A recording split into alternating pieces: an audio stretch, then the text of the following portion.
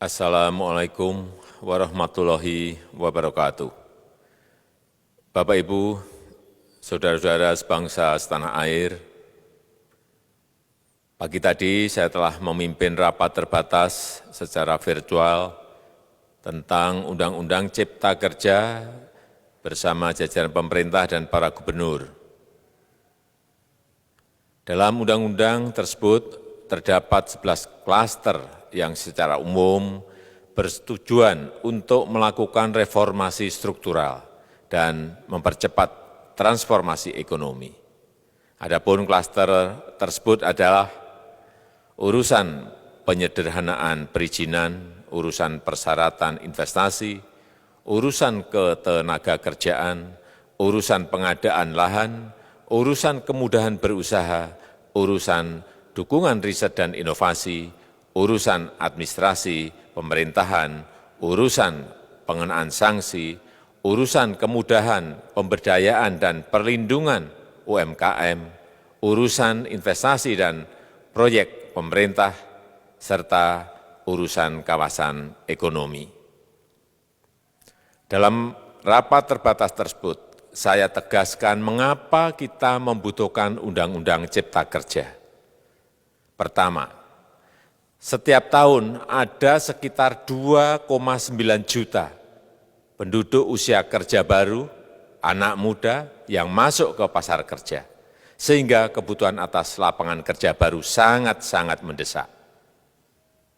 Apalagi di tengah pandemi, terdapat kurang lebih 6,9 juta pengangguran dan 3,5 juta pekerja terdampak pandemi COVID-19.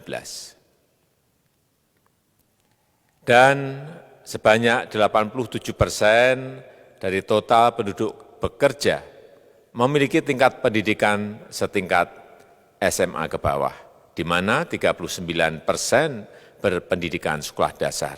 Sehingga perlu mendorong penciptaan lapangan kerja baru, khususnya di sektor padat karya.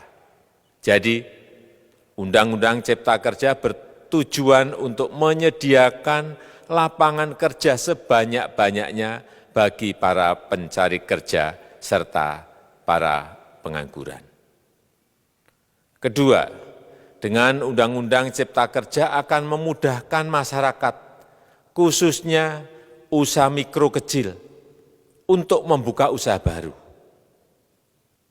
Regulasi yang tumpang tindih dan prosedur yang rumit dipangkas. Perizinan usaha untuk usaha mikro kecil (UMK) tidak diperlukan lagi, hanya pendaftaran saja. Sangat simpel. Pembentukan PT atau perseroan terbatas juga dipermudah. Tidak ada lagi pembatasan modal minimum. Pembentukan koperasi juga dipermudah. Jumlahnya hanya 9 orang saja. Koperasi sudah bisa dibentuk. Kita harapkan akan semakin banyak koperasi-koperasi di tanah air. UMK, usaha mikro kecil yang bergerak di sektor makanan dan minuman. Sertifikasi halalnya dibiayai pemerintah, artinya gratis. Izin kapal nelayan penangkap ikan misalnya, hanya ke unit kerja Kementerian KKP saja. Kalau sebelumnya harus mengajukan ke Kementerian KKP, Kementerian Perhubungan, dan instansi-instansi yang lain. Sekarang ini cukup dari unit di Kementerian KKP saja. Ketiga, Undang-Undang Cipta Kerja ini akan mendukung upaya pencegahan dan pemberantasan korupsi.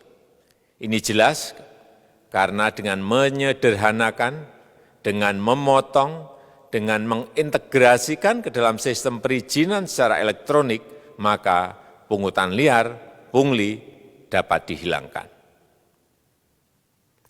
Namun, saya melihat adanya unjuk rasa penolakan Undang-Undang Cipta Kerja yang pada dasarnya dilatar belakangi oleh disinformasi mengenai substansi dari undang-undang ini dan hoax di media sosial.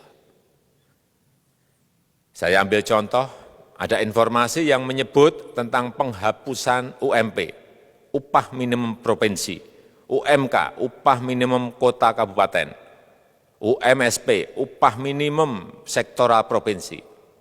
Hal ini tidak benar, karena faktanya upah minimum regional, UMR, tetap ada.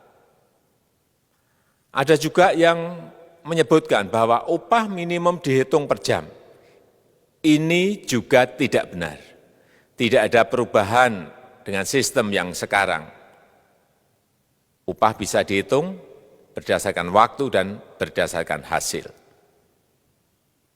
Kemudian adanya kabar yang menyebutkan bahwa semua cuti sakit, cuti kawinan, cuti khitanan, cuti baptis, cuti kematian, cuti melahirkan, dihapuskan.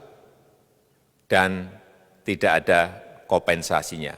Saya tegaskan juga ini tidak benar. Hak cuti tetap ada dan dijamin. Kemudian apakah perusahaan bisa mem-PHK kapanpun secara sepihak? Ini juga tidak benar. Yang benar, perusahaan tidak bisa me-PHK secara sepihak. Kemudian juga pertanyaan mengenai benarkah jaminan sosial dan kesejahteraan lainnya hilang. Yang benar, jaminan sosial tetap ada. Yang juga sering diberitakan tidak benar adalah mengenai dihapusnya AMDAL, analisis mengenai dampak lingkungan. Itu juga tidak benar. AMDAL tetap ada. Bagi industri besar harus studi AMDAL yang ketat. Tetapi bagi UMKM lebih ditekankan pada pendampingan dan pengawasan. Ada juga berita mengenai Undang-Undang Cipta Kerja ini mendorong komersialisasi pendidikan. Ini juga tidak benar. Karena yang diatur hanyalah pendidikan formal di kawasan ekonomi khusus, di KEK. Sedangkan perizinan pendidikan tidak diatur di dalam Undang-Undang Cipta Kerja ini. Apalagi perizinan untuk pendidikan di pondok pesantren. Itu tidak diatur sama sekali dalam Undang-Undang Cipta Kerja ini. Dan aturannya yang selama ini ada tetap berlaku. Kemudian diberitakan bahwa keberadaan bank tanah.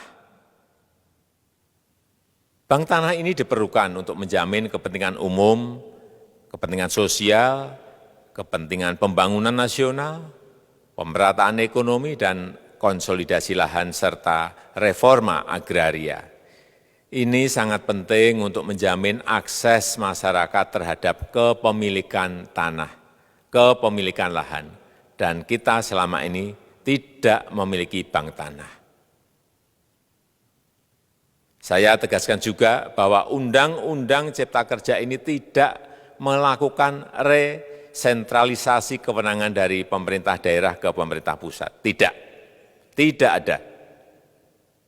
Perizinan berusaha dan pengawasannya tetap dilakukan oleh pemerintah daerah sesuai dengan NSPK, norma, standar, prosedur, dan kriteria yang ditetapkan pemerintah pusat. Ini agar dapat tercipta standar pelayanan yang baik di seluruh daerah, dan penetapan NSPK ini dapat nanti akan diatur di dalam PP atau peraturan pemerintah.